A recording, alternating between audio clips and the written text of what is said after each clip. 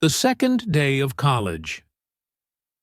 After the whirlwind that was my first day, I woke up feeling more confident about my second day at Riverside University. The nerves that had plagued me the day before had started to ease, replaced with a sense of curiosity about what lay ahead. I now had a better understanding of the campus layout, had met a few friendly faces, and knew what to expect from my classes. At least, I thought I did. Starting the day. New routines. I started my day with a quick breakfast at the cafeteria. The dining hall was bustling with activity, but it wasn't as overwhelming as it had seemed yesterday. I grabbed some toast and scrambled eggs and found an empty table near the window. As I ate, I noticed more familiar faces from orientation and smiled at a few people I'd briefly met, though it still felt too early to join anyone for a conversation.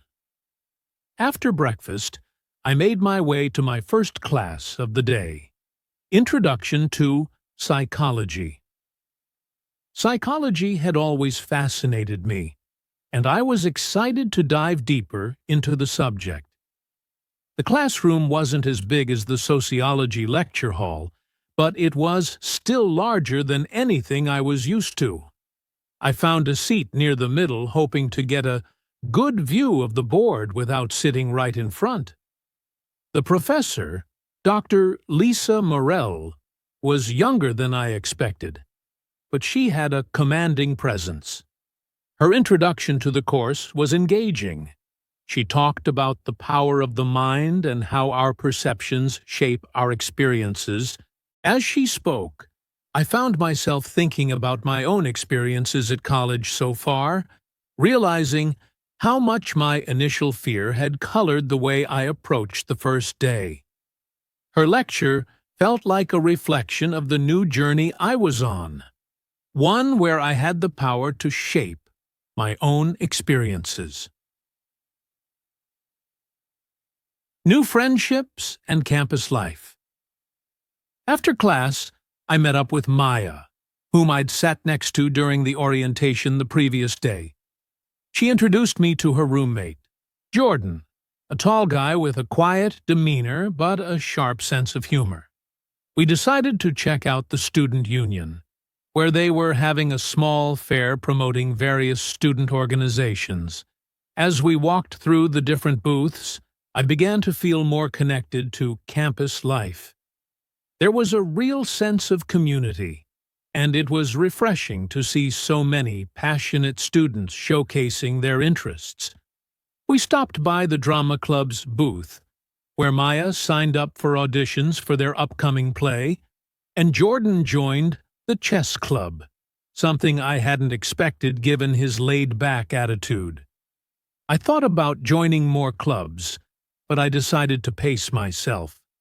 I didn't want to overwhelm myself in the first week, though the photography club did catch my eye.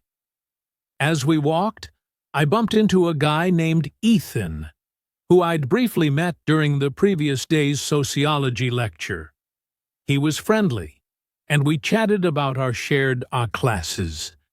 It was starting to feel like I had a small group of people I could call friends, even though it was still early days.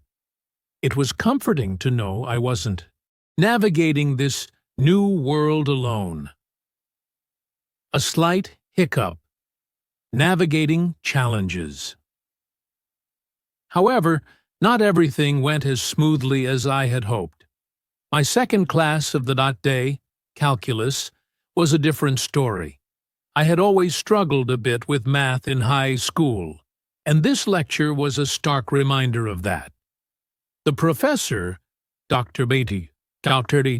Andrew Patel, dove straight into complex equations without much introduction, and I found myself lost within the first 20 minutes.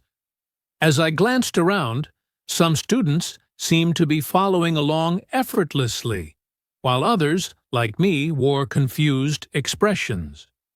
By the end of the class, I was both frustrated and determined. I knew I would need to put in extra effort to keep up with the material.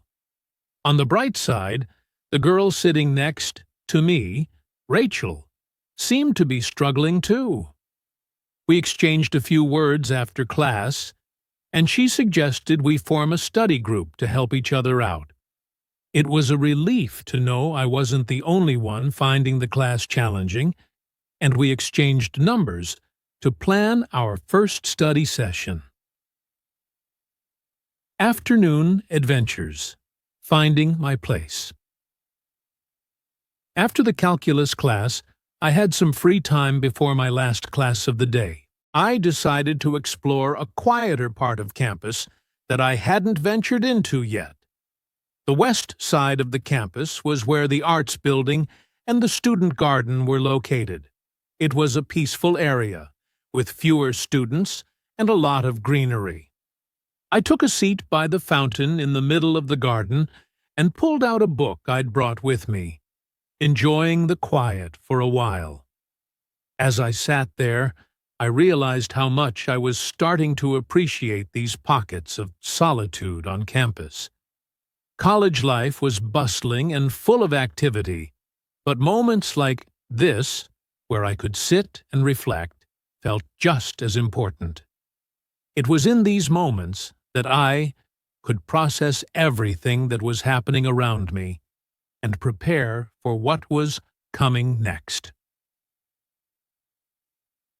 Ending the day. Settling into a routine. My last class of the day was an elective, creative writing. I had been looking forward to this class the most. Writing had always been my passion, and I was excited to finally take a course dedicated to it. The class was small and intimate, with only about 15 students. The professor, Ms. Evelyn Grant, was soft-spoken, but passionate about storytelling. She encouraged us to write about our personal experiences for our first assignment, which seemed perfect given the new chapter I was starting in college. By the end of the class, I felt a sense of fulfillment. The writing exercises we did in class reminded me of why I had chosen this subject as an elective.